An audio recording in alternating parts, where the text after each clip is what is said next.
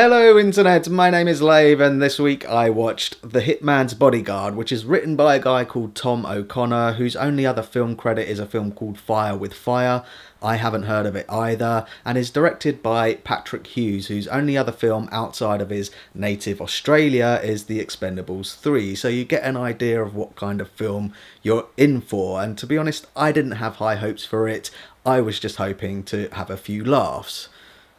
So Ryan Reynolds stars as Michael Bryce, an elite AAA bodyguard who's fallen from grace but has a shot at redemption by protecting his sworn enemy Darius Kincaid, played by Samuel L. Jackson, who is an elite assassin who has to get to court to testify against Gary Oldman's European dictator. It's a simple enough premise, and to be fair to the film, it does stick to it. It's an odd couple buddy movie. They hate each other at first. They've got to get from point A to point B. Along the way, they learn to respect each other and figure out that they can get the job done if they work together. It's a nice throwback to films like 48 Hours, Midnight Run, Planes, Trains and Automobile, and I'll even throw in a bit of Lethal Weapon in there, but it's a real mixed bag. Now what I mean by that, and I do get that it's an action slash comedy, but when you look at the individual genres, so comedy for example, it's all over the place. At one minute it's a bit slapstick and a bit screwball, but then it's trying to be witty in its dialogue.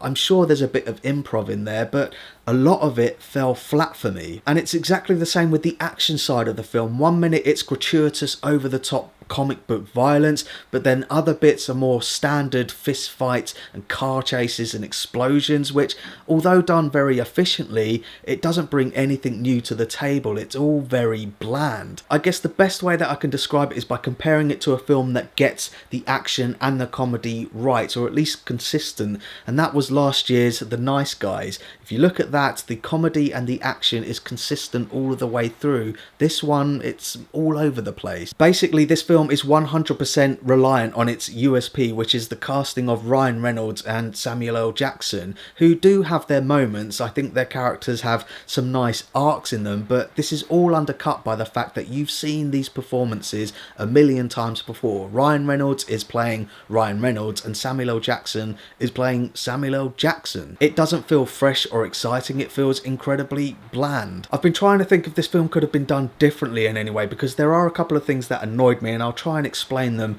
along the way, because this is what I've come up with. So Ryan Reynolds' character is the methodical, intelligent, by-the-book guy in this one, and he actually gets annoyed by Samuel L. Jackson's character, who's no-nonsense, bull in a china shop, annoying assassin. Now I just wondered if they switched roles, so if Ryan Reynolds was the annoying hitman and Samuel L. Jackson was the bodyguard, I think it would have played to their strengths a lot better, because one thing that really annoyed me in this film is the fact that Sam Jackson, who's never been an action movie star, he can't pull off the action scenes. I mean, he's 68 years old, I believe, so I think it would have worked better if he was the aging bodyguard who had to rely on his intelligence and his methods to save the annoying hitman. And we all know Ryan Reynolds is at his best when he's annoying. That's why Deadpool works so well. Maybe I'm thinking too much into it, but ultimately this was meant to be an action comedy film, and I found the action to be quite boring and quite bland,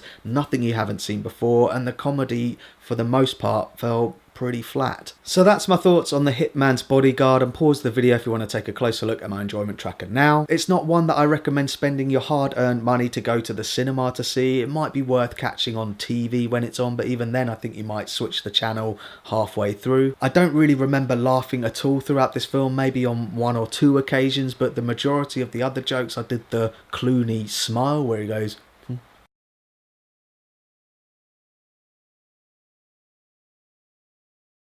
So thanks very much for watching my review on The Hitman's Bodyguard. I really do appreciate it. If you can, give this video a like, and don't forget to share the lave, motherfucker.